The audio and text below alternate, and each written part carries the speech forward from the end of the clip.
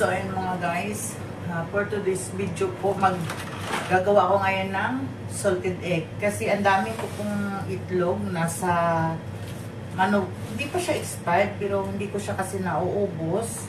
So, at mayroon pa ako doon sa fridge. Ang gagawin natin ngayon is gagawin ko siya salted egg. So, kasi dito tayo sa Dubai, wala tayong balde. May balde, pero hindi na ako bibili. So, ito nakita ko sa, basurahan. Pinulot ko. So, ang gagawin ko nito is, hahatiin ko siya mga my guys. Ayan.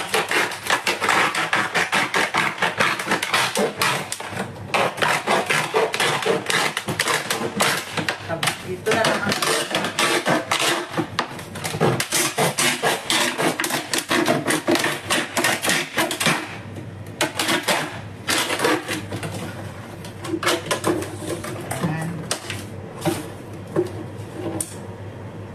lilinisan muna natin yung ating itlog.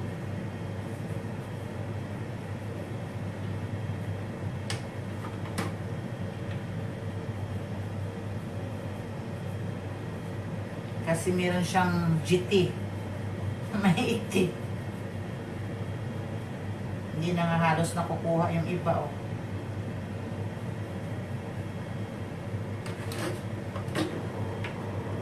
Pwede rin hindi linisan. Kaso nga lang, mas maganda yung malinis. Maliit lang siya mga guys. Okay. So, ayan.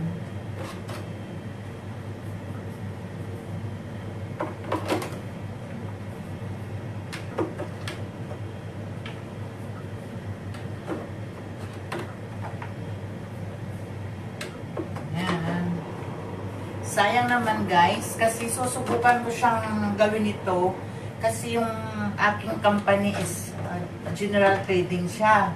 So pwede akong magbenta sa mga supermarket ng mga ganito, i-deliver ko sa mga Filipino supermarket, pero susubukan ko siya muna mga guys kung pwede. At saka kung lalabas na siya, so doon na natin malalaman kung anong gagawin. Nagpaplano din kami na gagawa kami ng suka. Pero kailangan po namin guys na lumipat ng isang studio. Kasi pwede kami mag-deliver ng mga pagkain, kaya ng mga lechiplan. So, pagplanuhan po natin kung anong magandang gawin. So, ayan na siya mga maika.